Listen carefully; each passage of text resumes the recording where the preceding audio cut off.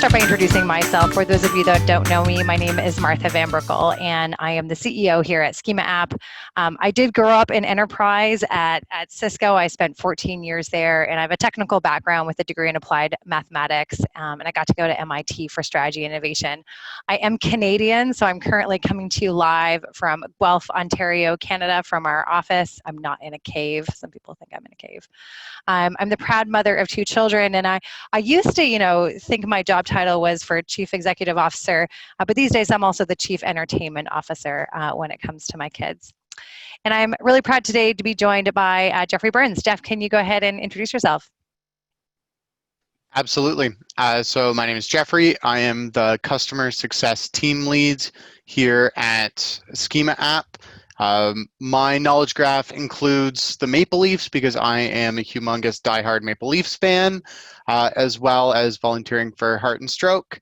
I'm Canadian. I went to York University for philosophy because I really like deep discussions and argumentation, and I'm happy to be here to talk about schema markup. Sweet. So for those of you that don't know what schema markup is, it is based on the vocabulary called schema.org. There's 800 different types, and it's nothing new. It's been around since about 2011. And, it was created by Yandex, Google, Yahoo, and Microsoft. And we're going to nerd out a little bit today on schema markup. If you hear Jeff and I use the term schema markup or structured data, they're equivalent. So they basically, we'll sort of interchange them. We like to use schema markup here at Schema App because it really focuses on, being really specific about talking about what we're doing, which is actually really what schema markup does, as it tries to describe, your site's content to Google and other search engines. Now, today's webinar is brought to you by Schema App, and we know schema markup is hard and sometimes not fun, but it's something that we love and that we do every day, all day, 365 days of the year. And Schema App really provides full service enterprise solution for any type of schema markup for any type of website without IT. And our goal is to help you kind of reach more customers and be really creative and really use rich results in schema markup to maximize the effort. We're trusted by SEOs worldwide, whether it be SAP, Sonova, Advent Health, Keen, Upwork, Pizza, as well as different size of enterprise, again, around the globe. One of the things that makes us totally different is our customer success. So Jeff, can you tell us a little bit about what we do for customer success for our enterprise customers? Absolutely. So one of the differentiating factors at Schema App is it's really a holistic approach to your schema markup. So there's a whole process that goes from strategy to implementation, authoring, measurement and monitoring, as well as your business insights, and that all just sort of feeds back into the loop of your strategy. And going through those over and over throughout the year and iterating on your markups, how you're going to continue to see growth in your website from markup. And customer success is here to help support each of those steps. So we can help you define your schema strategy, implement, help you measure the impact of the markup, and gain some insight from your website. Awesome. So let's jump into today's agenda. We are going to cover some schema markup news, and boy, has there been a lot going on. I'm pretty excited about talking about what we're seeing around the FAQ rich results, but we'll also dig into ad IDs, nesting. Then we'll talk a little bit more about the schema markup process with the intent of actually showing you some advanced tips.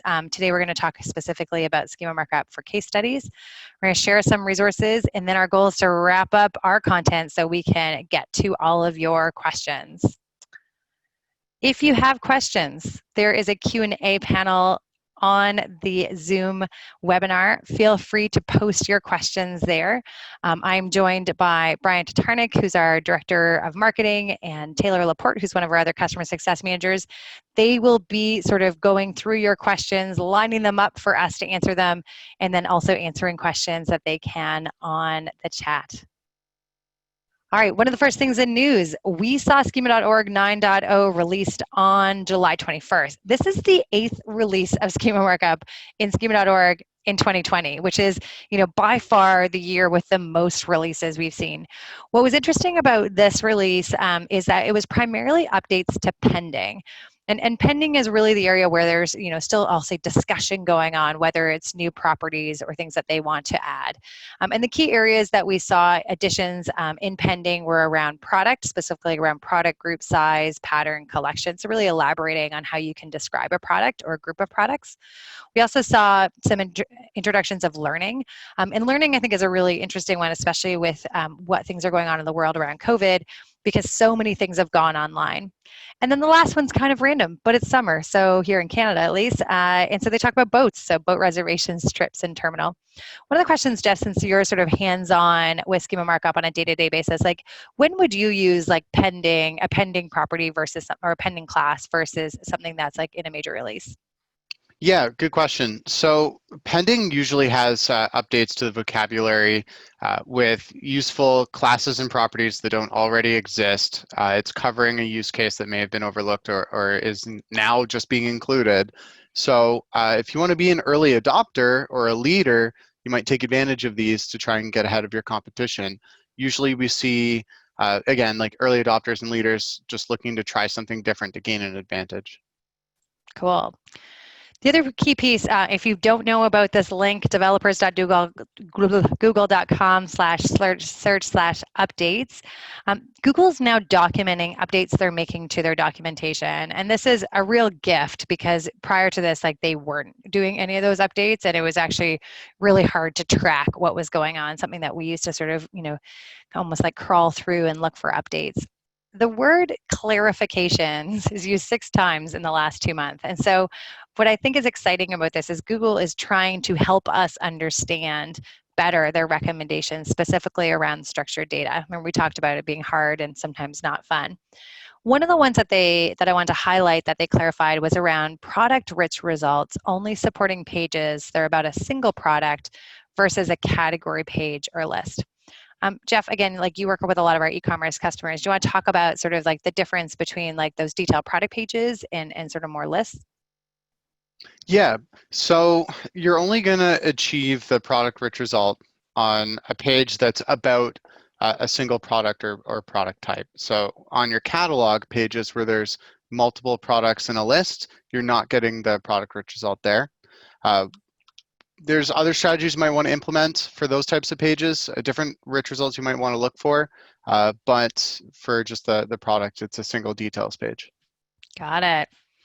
All right. One of the hot stories of the summer that sort of brought me great sadness was the fact that they've now officially said they're going to retire the structured data testing tool and really sort of almost like general availability, the rich result testing tool. Now, the good news about this is that it's being kept up to date with the documentation and that it helps you see sort of, big check mark, right? That you actually can get a rich result. It does make it a bit harder to look at the different entities on the page or sort of how things are nested, which is something that we like. It kind of requires you to click a little bit more to find errors, and it still has some generic errors. But the good news is that all of our conversation feedback, all of your feedback to Google is that they're hearing that we're really going to miss the structured data testing tool. I think especially for more advanced schema markup and those of us that sort of think beyond just the documentation. The other piece that our friend Jarno highlighted from us from Europe was that there's also a good discussion going on in GitHub about having almost a testing tool within Chrome so that you can actually see the structured data directly in Chrome. This is also something here at Schema App that we, of course, have our own testing tool, and so we're looking to see sort of how we can kind of, I'll say, update it or sort of release it in a different way that would help solve this problem. Jeff, any thoughts on rich result testing tool becoming GA and we're kind of saying goodbye to the SDTT? Well, I really liked how the structured data testing tool laid out the JSON. It was just a pretty view of the markup. So if you wanted to get into details of schema that wasn't eligible for a rich result, it was a great tool for that. With the push towards the rich results test, I like how it focuses on the rich results per page, and you can even see it in this example there. There's like 3 rich results this page would be eligible for, and we've seen pages getting more than 1 rich result for the same snippet. So I think this is great from just tracking what types of rich results can you expect to see for your pages in search.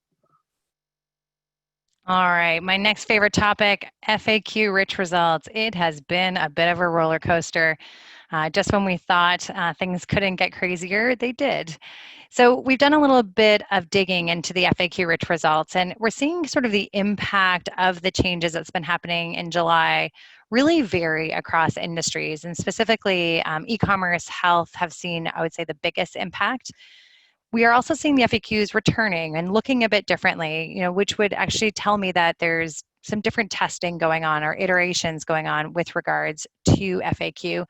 A mix of 2 questions or 3 questions in the results instead of the standard 4 that we were seeing previously. We're also seeing some key dates. One where we first saw a drop on July 8th, and then fluctuation continuing through July 24th. Then we saw, in some cases, a second drop in August 4th, and now some are recovering. But we are still seeing FAQ-rich results. And I think, in some of our analysis, we're actually also seeing, the click-through rate and the impressions of FAQ increasing over time, quarter over quarter, as we sort of dig into sort of how it's trending as a performing rich result. Now, what we did is we actually looked at the different scenarios that we're seeing across different groups of customers, and we're seeing 3 specific scenarios. One that I call scenario 1, which is drop and maintain. And we're seeing this primarily be what we're seeing across our financial clients. And, again, that initial drop happens around, I'll say like 7:15 to 18 is like where we're seeing that initial drop. And then we're seeing it sort of maintain. You can see this data was pulled as recently as yesterday. The second scenario we're seeing is what I call the drop and loss. Where we're seeing around that same date, around the 15th of July, a big fall, but then we haven't seen any recovery. So we're seeing this, and this is primarily what we're seeing around e-commerce. And then the third scenario is my drop and bounce. And this is where we see that initial drop, again, that same date, 7:15. We see an increase, starting after the 22nd of July. And then we see again a drop on the 4th of August. And in a couple of these cases, we're now seeing a spike on, as of yesterday. Again, that glitch they announced, we're not sure sort of if it's a change or sort of what that glitch looked like. And this is what I'm primarily seeing in health-related sites. So what we are doing as our next step of sort of digging into the data is to identify sort of, where FAQ page is used within the content, whether it's like the primary entity on the page or nested. And this kind of analysis is what we would do, and then, coach our customers on those best practices. Jeff, any comment on this? I think it's just interesting that it affected almost all the different industries we have customers in, but not every customer. Yeah. So obviously Google was testing things. Yeah, some customers weren't impacted at all. The next piece that's been in the news that frankly was kind of, brought me great joy was update to the documentation. So on July 8th, Google updated the documentation for structured data on best practices. You can see the link there on the bottom. And it was talking about Google understanding different items on a page, and talked specifically around nesting, where if there's a main item, so in the example here they talk about recipe being the main item, that when the items are grouped together under that main item, they understand that they're related. For example, if the recipe has a video as well as a review. And then they added this note that says, if these are items that are more helpful when linked together, then use ad ID in both recipe and video items to specify that the video is about the recipe on the page. Now, this is something that we've been doing at Schema App for a very long time, because our tool is actually built sort of using the same semantics as Google. And so the idea that you actually are linking things and also using ad IDs, which is, you can think of sort of as a kind of, URI is the other word, like a unique reference to something that's specific. So if you're describing your organization on one page, the ad ID describes that, like, this is the organization, and any reference to that organization should use that organization ad ID so it's connected. And again, Schema App does this for you, so you don't really need to understand ad IDs, you just have to understand how to connect things together.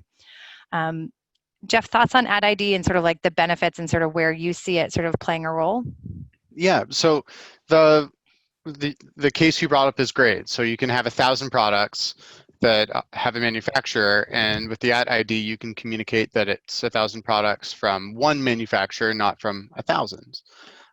It's also great for just all of your schema entities to have its own unique reference or its own node. So you could have a page where it's your product, and then you could have an FAQ page that you hope to get rich results on, and you can link to it, say it's an FAQ, have the at ID, and just make it really clear that the product here is the subject of the FAQ on this other in this other place. So you can connect entities and as well as your organization. Is Google saying what we've always been saying around like schema connects to tell your story, that you should link and nest things, Jeff? Yeah, it's great to have some documentation to support that. So we haven't been lying, folks. It turns out we've been telling the truth. You should nest things and connect things using your schema markup. Now, nesting is something that we're really passionate about. So I thought we'd just take a little aside here and talk about like what are some strong connectors. And actually, prior to this call, Jeff, someone asked us about mentions and about, and are they the same or different? Do you want to just comment about that here? Yeah, absolutely. So first of all of these four properties here are used all the time by our customers and customer success team because they allow you to nest entities nicely. About is a really strong connection. The definition of it is the subject matter of the content. So that's your strongest relationship here. You're saying that whatever you're nesting under this property, it's what this is about. And mentions is an excellent connector because the value that it expects is a thing. You can put any schema class under, you can nest under mentions. So if it's on your page, but it's not what your page is directly about, but it's still really important, you can use mentions to call that information out. And it's useful in almost all cases. The other two as well, subject of is the inverse property of about. So if you want to have something nested in the opposite direction, but make it exactly clear that whatever creative work you're nesting is the subject of, that's your place for it. And has part is for sort of complicated pages where there's multiple things going on. You could say this part is about this thing here. So these are sort of the four workhorses of nesting things. Awesome. Now, Jeff, you mentioned the Maple Leafs, and I'm kind of sorry to tell you that, your Maple Leafs are no longer in the Stanley Cup playoffs. However, not that I can really talk because my LA Kings didn't even make it into the the second, the COVID playoffs.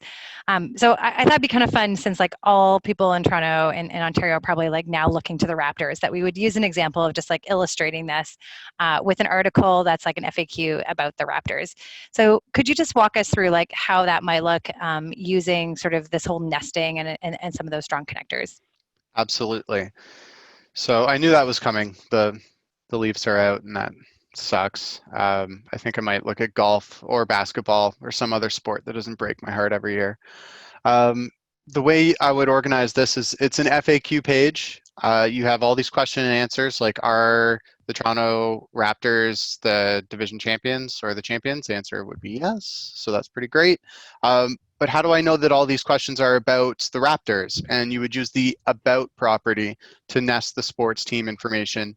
You might even, once you have that sports team schema ready, use a same as property to reference Wikipedia or Wikidata about the Toronto Raptors, make that explicit. And then the main entity, question, accepted answer is the formula for making your FAQ page eligible for a rich result. So you need a question dot name, you needed an answer dot text, and then your FAQ will be eligible for rich results. Now, just because there's multiple ways to do schema markup, could you also walk us through if we were to then say well, we kind of want to talk about this as an article, how you might use different connectors to do that? Yeah, absolutely. So this is a really common use case. You have a page that is about a topic that you're an expert on. We might have it about structured data. Your business has it about the topics you're an expert on. And the article is the main content. So all of that's there and it's great. But you also have an FAQ, and the FAQ may not, be the primary focus of the page, but it's there and it's relevant, so that it has an FAQ part. That's where you want to pull in that property. And then after that, your FAQ can follow the same strategy. You can tell us exactly what the FAQ is about and use the main entity to nest your questions. So really, like those connectors in schema markup, you can pretty much connect and markup anything. Is that Right. true? That's totally true. All right. If people don't know, it's hard to figure out how to connect things. And as a result, my co-founder, Mark, actually created a tool called Schema Paths. This is available for free on our website. So if you go under resources, tools, Schema Paths, it allows you to select two things. So as we have a mockery of the maple leaves, I picked sports team and FAQ. So you're picking like those two things you want to relate that are on the same page. And then we'll actually tell you the properties that you can use. So you can say that, the sports team has the property subject of, which could be the FAQ page. But again, that you have to sometimes think here about the primary property, right? So is the page primarily about a sports team, or we're trying to say it's the subject of the FAQ? Or if the page is about the FAQ, we really like that about. So this will give you some guidance. One of the examples I often use is like a volcano and a gas station, which are two types in schema.org. You can really link anything. And so this tool is really helpful as you embrace the fact that Google is wanting you to nest and define relationships, a tool that allows you to figure that out. And again, it's for free on our website to just help you not have to spend all your time in schema.org. Yeah, the way I always think about it, schema.org is a vocabulary, and this tool just helps you organize the sentence. Like, how are you going to say the summary of the things on this page? Ooh, I like that. Yeah. Because it's all about understanding, which then leads to findability. And what's actually interesting is that Google's been using the word understanding or help us more, similar to that word as they clarify things within their documentation. And so it's interesting because before they would often say like, oh, well, we just want to know if you're getting that rich result. And now they're talking about how structured data really helps them with understanding. And so in this light, we've actually released a new feature into beta with Schema App called Linked Entity Recognition. And what's really cool about this is it allows you to, at scale, link your markup to Google's Knowledge Graph, Wikipedia, as well as Wikidata. And so this is really sort of becoming more concrete and being more authoritative about, how you link to those, topics within these other sort of, I'll say like databases or Google's Knowledge Graph itself. And so again, we've been able to do kind of Wikipedia, Wikidata references within our editor for a long, long time. We've often recommended using that when you're doing same as on topics or defining, let's say, an area served for a city. And now we have the ability to do this at scale dynamically and programmatically. And what's interesting here is that you'll see sort of, the markup before. Here we're talking about, a store, Macy's, who offers Casio watches. Now you can see within the markup, we're sort of defining very, very clearly, where things are connected. Jeff, thoughts or comments on this one? Yeah, I'm really excited about this because the way I understand that machines know things is based on how it understands relationships between two things, how it links two things together. And so in this way, we have a control to say, not only is this store, the letters MACYS, and however you could interpret that, these particular relationships are the ones that are important, and we're making it so explicit that these are the ones that we're actually talking about. So I think it's like whispering in Google's ear saying, hey, like this is the Macy's that I'm trying to reference. That you already know about in your own Right, knowledge graph. exactly. All right, making good progress. Hope those Q&As are getting added in because we're getting close. The last piece we had in here was just to talk a little bit about the schema markup process. And Jeff sort of talked a little bit about this at the beginning. So strategy is, where we talk about, what is this page about? Like what markup, where should you even start explaining or putting together that sentence to explain it? And then we get into authoring, deploying into your site, maintenance, and reporting. And we really see this as iterative. Again, Jeff was highlighting our customer success team really helps manage you through this process to make sure you're getting the best ROI and results from it. But it's also sort of through this process that you identify new opportunities, whether that be around content. So I thought we would tackle one of our advanced tips, sort of following this strategy piece. And I thought we'd talk a little bit about case studies. So case studies is one of those ones where, like there's no rich result for a case study, Martha. So Jeff, could you just walk us through how you might tackle this, through the strategy piece? Yeah, I think it's really important to consider what it is that's part of your brand or your page or different silos or resources on your website that you want to call out and search, and that'll inform your initial strategy. Like, what are the low-hanging fruit that you want to achieve as part of an overall schema strategy, and tackle those and go through the 5 steps. So define the strategy for those low-hanging fruit, then deploy it, monitor it, see the impact, take it back, and then do the same for your other pages or update the ones that you have currently made. Um, for a case study, it's great if you go from like 0 to 100 markup. That's going to look awesome. And then, same challenges with anything SEO or marketing. It's just controlling variables and measuring outcomes. So what would you do on a case study? So this one, we have SAP, we partner with Acronym, an Mm-hmm. agency out of New York, and us, and we're talking about like the awesome results that we've seen kind of working with them. You know, it's an article, I guess. Like, how would you nest and sort of use some of the schema markup in order to kind of make sure that stands out? Well, I like looking at those 4 properties that you had up before. We have one of them here, which is subject of. So first and foremost, and this is the same for every time you look at schema for web pages, what's the primary thing for this page? What's the most important piece? That's going to be your main entity. So article, this is an article at the end of the day. So article is your primary schema class, and then you nest everything logically under there. So the publisher of the article would be a Schema App because we're publishing it, so that's nested. It would have a hero image or a relevant image. You can nest that in there. And then all the other parts of your page, the FAQ, that article is the subject of the questions in that section. And then, yeah, if you had, it would depend on the actual pieces for your article, but you could use any of those properties we talked about to pull in the relevant parts of the page. And we're trying to really optimize here for rich results. So you can see we've Yeah. written our case study with an FAQ on it so that, not only are we getting that result, but we're also getting that FAQ. Previously, before September last year, you could get, review snippets for articles and blog posts. That changed. And so you have to kind of switch up your strategies to see sort of how else that you can use it.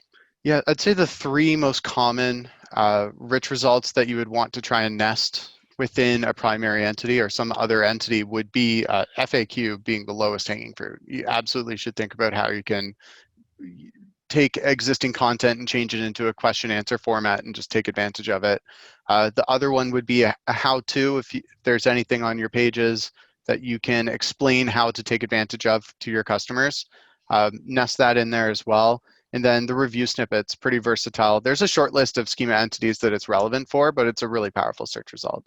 So if you can nest that in your schema as well, I would encourage it. So some tips and tricks around how you can maximize results on articles or case studies on your site. Now, authoring's the next step. And I'd be remiss if I weren't to say that, like you can author with Schema App both on single pages. So if you manage a smaller site or just want to kind of learn how to do schema markup on single pages, our editor allows you to do that.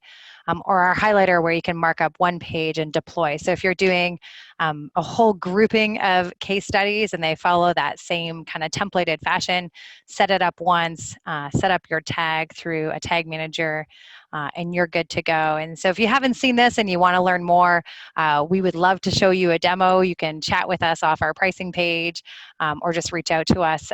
But we're really passionate about like having you use these more advanced techniques. We have all the schema.org classes. You can nest everything, and most importantly, you can manage it from one central location. So we're big believers in don't spend your time writing schema markup, spend your time doing strategy and then measuring the results and thinking about what you can do next. So our editor is really set up to optimize unique pages, and then our highlighter allows you to do really advanced schema markup at scale. Now, one of our passions is around teaching and learning, which is why we have Schema App Live, why we're not just kicking off today, but going to do this on a regular basis. But we also have tons of resources on our site. So if you want to learn more about product models, we talked a little bit about collection pages. If you want to kind of dig into FAQ rich results, we did a webinar on it in May that's documented that you can rewatch on our site.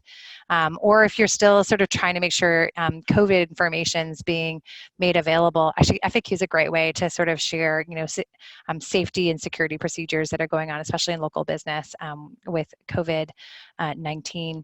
And then also services, which we love. So we're constantly trying to update content on our site to help you learn. And then one of our things that we're really passionate about, especially in our engagements with enterprises, is sort of training those people to understand, how to measure success, how to think of this as part of their content strategy, how to architect content to make sure that you're really maximizing your results. So it's something we're super, super passionate about. Look at that, 2:31. Right on time for some questions. So at this point, Jeff and I are going to take some questions. We got some prior to the webinar over email. We'll endeavor to send a form to submit questions prior in the next round of this. So Jeff, you ready? All warmed up? Absolutely. All right, first question. How important is it to remove duplicate markup that might be on the site? So let's say you have a page that has lots, two products. Right. Okay. So it's important. First of all, it's a best practice. How urgent it is to remove it can depend on what markup existed. If it's communicating the wrong rich result with a bunch of errors, that's a high priority. You want that out of your page. If it's just, your CMS publishes web page schema to every single web page, maybe a lower priority, but still a best practice to have, good control over what you're communicating. All right. Next one we have is you mentioned partners and agencies. How does Schema App work with agencies? All right, so let me just, I'll touch on this one since we were asked this one prior to it. So we actually have a partner program as well as packages defined specifically for agencies. And so actually when we first built Schema App, Mark and I back in 2015, we were acting as an agency. So it's actually built sort of to help you manage schema markup across many different sites. So on our pricing page, you'll see the multi-site pro. So it's 10 editor accounts for $100. And so that one still has email support, allows you to sort of get a discounted rate for multiple sites. And then we also have an entire partner program for our enterprise offerings. So if you choose to become a reseller, you're going to sell and execute schema markup with, again, our support right there walking with you. We'll provide you sales presentations, social media content, articles and newsletters, access to a ton of education, access to a customer success manager. And we're actually already working on our sales and technical certification. So you'll actually be able to say that you are Schema App certified. And then we also have referral partners. So this is where you can actually get rebates based on referring us business. And this one is also available to people who want to do referral, but then we'll do all the work. So whether it be selling, maintaining, and doing professional services. So if you want to learn more, you can go to Become a Partner. We love, collaborating. In fact, I would say as a company, one of our tenets is not just collaborating with our customers, but collaborating with agencies to help them be successful using schema markup. And that's just not today. That's going to be a really strong tenet moving forward. All right, back to questions. Here's one off of the questions. Do you think schema is good for wide topic news websites? Jeff, thoughts on that one? Yes, absolutely it is. Schema is applicable and important for any website you want to do well in search. Awesome. All right, this one's another good one that I think something that we have a lot of experience with. So is there any advantage to injecting JSON-LD or structured data via JavaScript? I mean, it could improve page speed overall, but I'm afraid Google would not be able to read it. So Jeff, do you want to talk a little bit about, how we use JavaScript to inject schema markup? Right. So there's no advantage to having your schema markup server side or injecting it with JavaScript in terms of potential gain from having schema markup. Google's going to index it either way.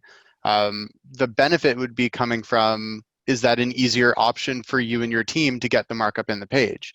For a lot of our customers, the answer is yes, because we can use JavaScript with a tag manager to implement Schema App really, really easily.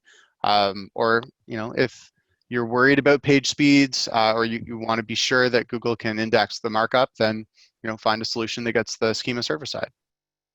All right, next one. Is it okay to have two different types of markup on the same page? So I'll start this one off and then Jeff, you can jump in. So this is sort of what we were talking about, like around the nesting in the topic. So if there's two types of things you're talking about on the page, so perhaps it's a product with a review and a video and an FAQ and an image, there is a way to connect those things together so that Google knows that they're related to that one thing. So I would say, better that, you can have lots of different types, but the intent would be to like nest it so you have really what we call like one entity or one thing on the page of where those things are talked about together. Anything you want to add to that, Jeff? Well, yeah, this is similar to a question from Dwayne.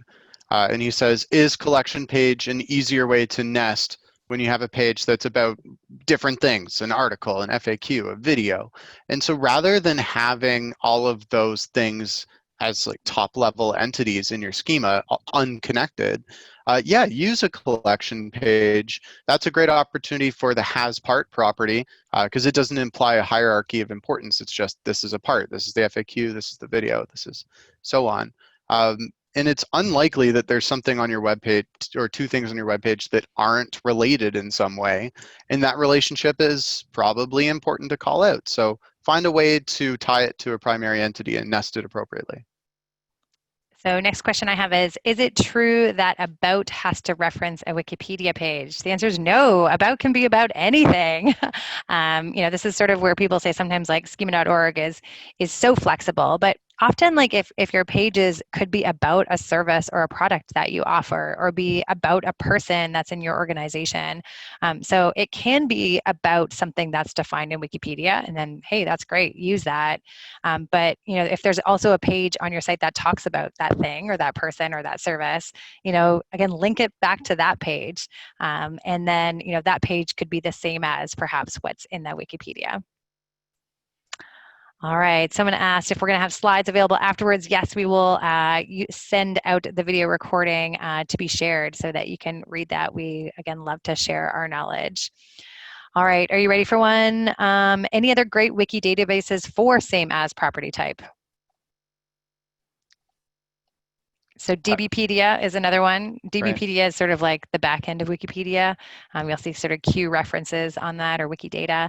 And then Google's Knowledge Graph. So we've started sort of using Google's Knowledge Graph as a way to tie directly into entities. It takes a little bit more to query, or you can just use Schema App and we'll do that for you. Mm-hmm. All right, next one on here. Oh, do we have an opinion? Lots of questions on Wiki. Do we have an opinion on Wikidata or Wikipedia? I know what Mark would answer to this question.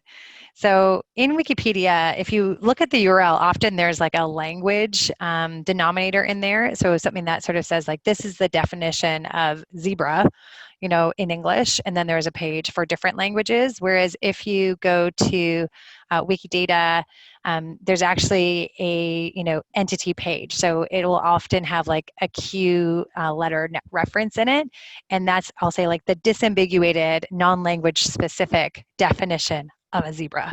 And so my opinion would be that the one that is non-language specific is the most accurate and sort of the most specific, and so that's the best one to use if you can get it. But if you don't know how to find those or you're not using Schema App, then Wikipedia is better than nothing. All right, Jeff, did you find one you like in here? Yeah, I think there's a timely question from Farhana. Their question is, I'm seeing duplicate FAQ page issue in Google Search Console, but I'm not seeing the error in the structured data testing tool. But when I copy the rendered JSON LD somewhere else, it shows the issue. We've ran into this similar problem where the rules to be eligible for a rich result aren't completely or perfectly lined up between the different sort of sources of truth. The structured data testing tool, rich results test, the enhancement reports in Search Console, or the URL inspect in Search Console. So Google's put a line in the sand. The structured data testing tool is being deprecated. Track it with your enhancement reports in Search Console and use the rich results test. If you see errors in the structured data testing tool, but you don't see errors with the rich results test, then you're okay. Don't worry too much about it. Good one. Someone asks, you've said you should possibly mark up anything. Should we mark up everything? And if so, what will it do to site speed? So let's talk about first, like, what should you mark up? So I'm a big believer in, talk about, when you actually, if you Google like how to do a schema markup strategy for a website, you'll see we talk about sort of like talk about what's important to the business, right? Like, what are the things you want your customers and people to find? And so that would sort of be a good starting point. And then the question then is like, do they get a Google rich result? And this is, the question where you're seeing us say like, well, our article of our case study is great, but like if we could get an FAQ rich result for that, it would make it even better. So then you can actually look at, what content do you have on there today that will get a rich result? And then how could you evolve the content? And so this is like really where that process comes into play.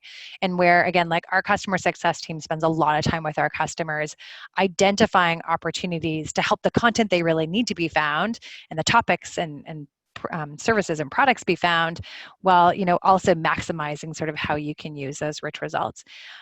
Your second question was like, should we mark up everything? If it's business relevant, yes. Again, we want to sort of make sure that we're like maximizing rich results. You don't need to use a million different properties. I think, Jeff, you often use like, don't take it as a challenge to use every property in schema.org. Right. Use the ones that are really relevant to explain explicitly what something's about. And Google recently, like they just updated the webmasters blog with sort of saying like, we're specifically looking for the content that ties to our features.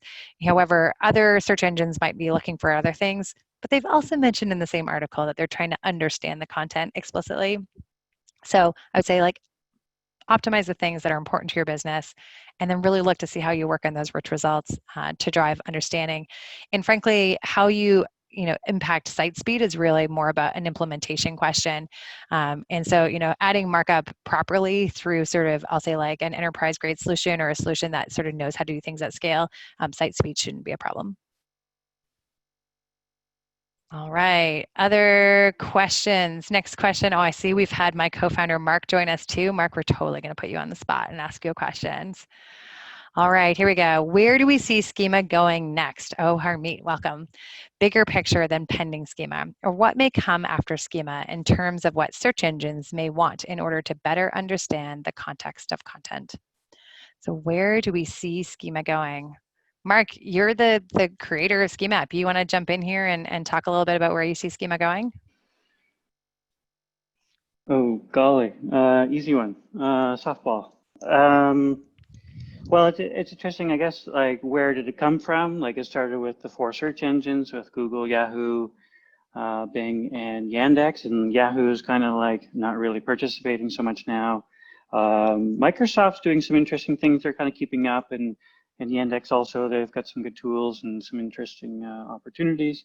Google, of course, is leading the way. So that's kind of like driven a lot of it.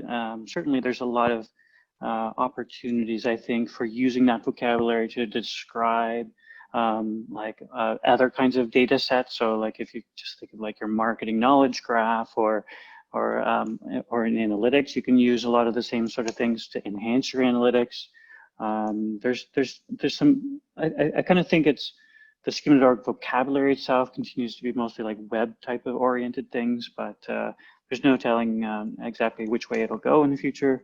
I think there's some underutilized opportunity, especially around the actions section of the vocabulary. So how do you kind of like create these programmatic actions in the background? So like how you maybe load up your own application when it's presented on a web page. Like that's kind of like the first use case, but there's a lot of other kind of use cases that can come out of it. So extending, like using that and leveraging it for like a chat bot seems like a pretty good use case. But the vocabulary itself, I think there's just, it'll continue to kind of just go in the direction that there's sort of like a lot of use cases that can drive it.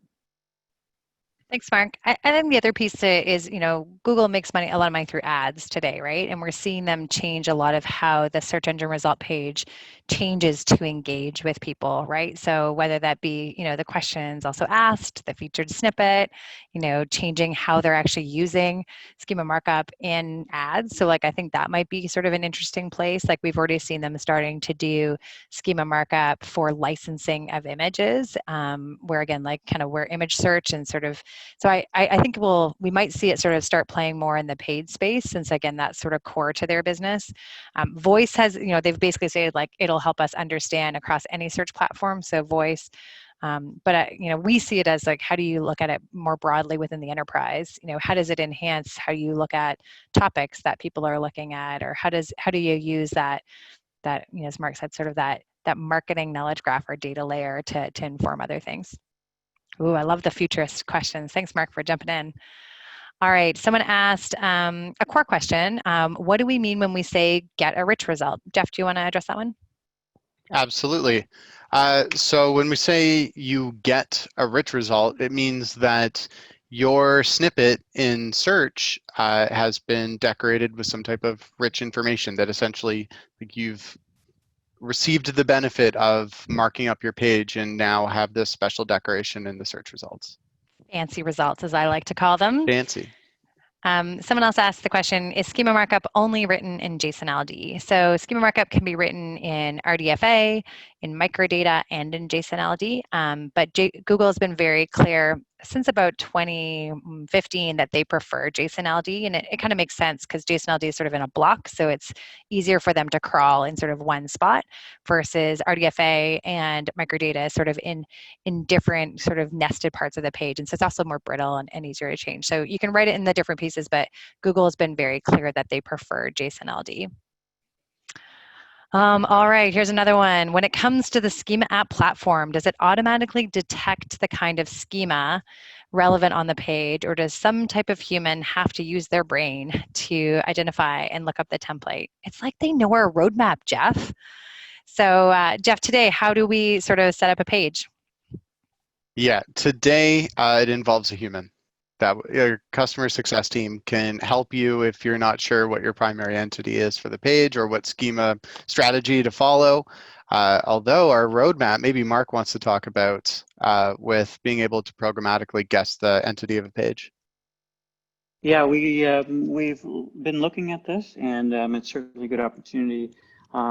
It's a tough challenge though, because of course Google has been trying to do this from the beginning, and they said, well, this is a difficult proposition, so let's add schema markup so you can just tell me explicitly. So like Google hasn't solved the problem.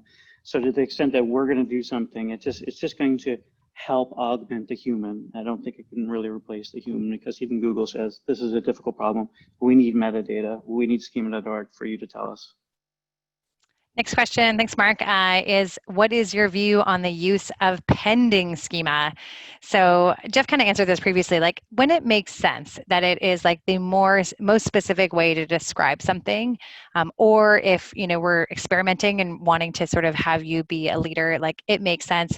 Schema App has all the pending cases because we're inclusive and sort of comprehensive about all the schema types that we have.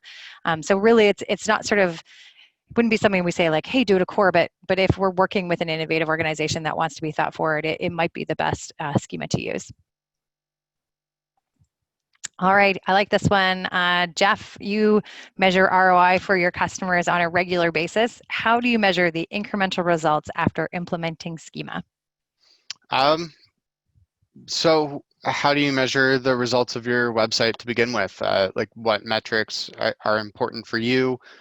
Clicks and impressions are generally important for everyone. So if you're looking at the overall health and impact of your website, Search Console and Google Analytics, clicks and impressions. In Search Console, there's the enhancement reports, and they will give you a clear breakdown of what pages are eligible for which rich results. And there's actually a little button on the top left. If you click that, it'll show you the graph of the impressions that those pages are achieving. And then from there, it's just tracking the health of your website. As we were talking about case studies, it's always important to track your other marketing efforts. So if you're investing in SEO, but also investing in direct mail, indicate exactly when those things happened and what they're doing, so you can help sort of pull apart different things that might be affecting your clicks and impressions. Yeah, I love annotations within Google Analytics, so you can note those. And I love, Jeff, your point of like, you're trying to still drive the business results. So if that's booked appointments for your dentist, or if it's, leads to your enterprise sales team, like that's the end game, right? When we talk about, you're doing structured data in order to drive your business results and leads, that depends on your business. But the front of funnel things are what Jeff talked about around clicks and impressions, and Search Console is great for that. Or Schema App has our new Schema Performance reporting, which is also in beta to our enterprise customers, which will actually start telling you sort of, how are we seeing the mix of results? What percentage of that of your total is it looking for, to really help answer that question of what is the impact. So if you want to check that out, again, can't help but like send us a contact form. We'll show it to you in a demo. All right, couple of fun ones here. Do we see Speakable coming out of beta soon? Dave, love this. Gary Illis, in a recent SEMrush podcast, seemed to downplay the need of given schema markup as taking care of a lot of what's needed to describe entities.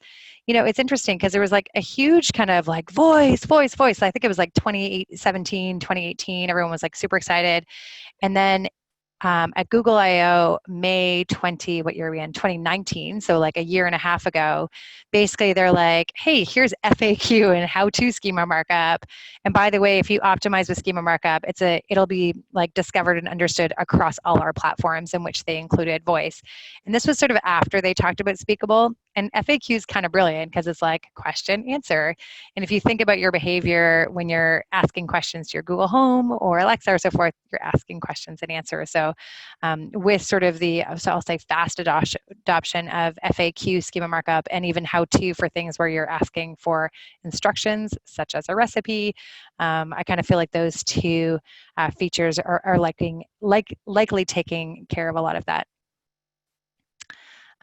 Here's a fun one, Jeff, for you. Do you see any changes coming for Google to allow aggregate reviews on services pages, or are they just gone?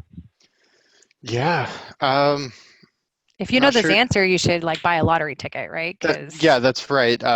What we need to do is get like a spy or a plant at Google and to fix it from the inside. But whoever wrote that, I share your frustration. And I think reviews for services make sense just as much as reviews for products. But they've just gone through a bunch of changes to clarify and update how reviews function. So I'm not holding my breath, but I think it's a relevant use case. Yeah, me too. I like services schema markup, especially like when a product is. And what I don't like about them actually not rewarding services schema markup right now is people are putting product markup on there when in fact it's a service. And so they're sort of forcing people to do less specific schema markup. It's become a gray area because it's relevant, right? But yeah, you have to sort of find a way to do it. Raymond asks a fun one here. Does structured data have to be in English? So the vocabulary is in English, so defined in English, but the content can be in any language. And in fact, Schema App supports all languages. So if that's important to you, check us out. Should all pages have structured data? I talked a little bit about that, about business strategy, that it's important to kind of think about what's important to the business and be found. Ideally, your site's actually built to where that's important. And then you actually just have to understand, how do you maximize the rich results there?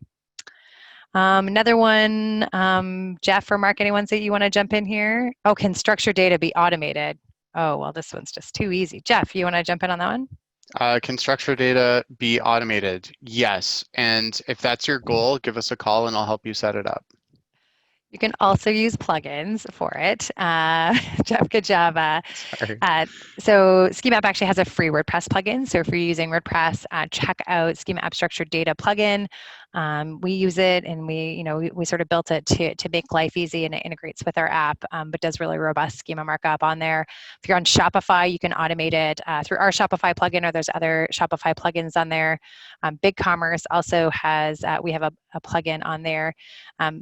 What we like about sort of thinking about automation is, again, sort of focusing your time on strategy and sort of making the content updates so you can kind of maximize that piece, and sort of looking to automate it as much also so it's less brittle and can be automated. I see Mark wanting to jump in here. Yeah. Mark. Yeah, it's just like the same pattern of translating one data set to another. And like this is the common problem for like many decades now. So it's just like, is the data set in a form that is well understood? Like, is it in a WordPress database where they have like explicit structure around the content that can then be translated to schema.org? And the same is kind of true if you think of like your web pages as a template. Like, that's just another semi-structured kind of format, and you have to just like create the automations to translate it. So I think it's just kind of you can just rethink of it as a way of a kind of a data translation. All right, just building on the kind of theme we have right now around WordPress, someone asked, does our WordPress plugin conflict with Yoast's plugin? We have a different approach to Yoast schema markup. We actually have been we like Yoast SEO plugin. So within ours, there's actually a little checkbox that you can turn off their markup. We really believe that, like the pages are about something, whether it be an article or blog posting, versus Yoast sort of defines everything as a web page, which we think is too generic, considering there's ways to be more specific. So our plugin works with their plugin, and depending on sort of, web page versus article, which is sort of a related question that we have on here, we believe like you should be as specific as possible. Which is, being articulate about it. So if it's an article page, call it an article. If it's about a person, define it as a person, service, product, FAQ page, etc. So that's where, Schema App and our plugin really, plays to that specificity, whereas Yoast takes a more sort of generic approach, starting with web page. All right, here is one. I'm interested in Jeff and Mark's commentary on this. Can schema help with keyword ranking? You want to go, Mark? Well, I'm stuck on the question on the terminology. So in terms of keyword ranking, so like if we're just thinking of like a query from Google, just forgetting about the keyword for a second, but if you're trying to optimize for a specific term, yes, we typically see it can have a positive effect on that. It's not always the case, but I think you might want to just like think about how you can isolate a specific keyword in your structured data to kind of like target that thing or target that keyword or that query. When I get kind of stuck on the keyword mention, because that is, of course, that's been in the metadata guidelines for SEOs for like 2 decades. So that has, I think, predominantly not been positively reflected in their search results for the last 5 or more years. So if you're just trying to like think about just the keyword, just that meta tag, I don't really think that's like super helpful at this point. I'm pretty sure Google has spoke to the same effect, but more specifically, can schema markup help with your rank for a particular query? Majority of the times, I think it will have a positive effect, but you may not see anything, and there's no guarantee. Jeff, thoughts on that? I can comment maybe from a couple of things that we've seen recently. Yeah, no, I think Mark nailed it. Yeah, we've been recently looking at sort of like share of keywords using SEMrush's report for some of our customers, and we are seeing sort of an increased percentage of keywords on first page ranking after putting in structured data. And I can think of like 4 clients I saw this for recently, sort of within our quarterly business reviews. But I wouldn't say that that's like totally corollary, but it is something that we're seeing, that we're ranking for more featured snippets as well as keywords, by watching that sort of SEMrush report after we do structured data. We're getting a couple more questions. We're just about to wrap up here. Just again around sort of like having different types of markup on the page. So maybe we'll wrap up with this one. Medical sites are one of our favorites. Can you use 2 types of markup, or should you choose one for a page? For example, if I use medical web page and a medical specialty for a page, do I mark up both, or should I only use one of them? Jeff, you want to tackle that one, and then I'll just wrap up right when you're done. Yeah, you should choose the most specific while still relevant schema class. I wouldn't want to implement 2 different schema classes separately. You can use a multi-type entity. So if you feel that it's really, it's best described as both, then you can use both at the same time, but you wouldn't want 2 separate entities. All right. We're out of time. So thanks so much for joining us for our first ever Schema App Live. This is something we will be doing likely every 4 to 6 weeks. And if you want to get our newsletter, which tells you about all this cool news that we're doing in written format, as well as when we're doing things like Schema App Live, you can go to the bottom of our homepage. You'll see newsletter sign up. Or if you want to kind of learn more about the basics of schema markup, feel free to sign up for our email course. And if you want to chat with us live, we love that. We love talking to our customers. You can reach us through our contact form, or if you go to our pricing page, our sales team and team is ready to answer your questions. Thank you so much for joining us today. We look forward to continuing the conversation and making schema markup fun. Have a great day.